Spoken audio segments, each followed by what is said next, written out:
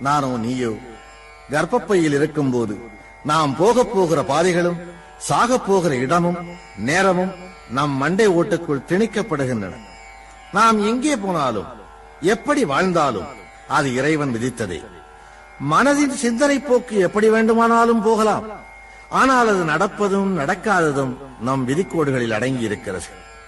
ஊழிற் பெருவலி யாவுள மற்றொன்று சூழினும் தான் முந்துரும் என்றான் வள்ளுவன்.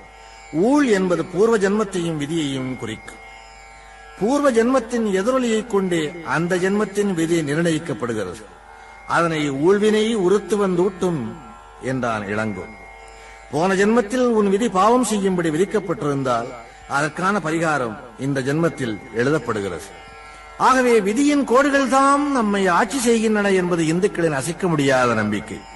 நாம் எண்ணியது நடந்தாலும் நடக்காவிட்டாலும் எண்ணாதது நடந்தாலும் யாவும்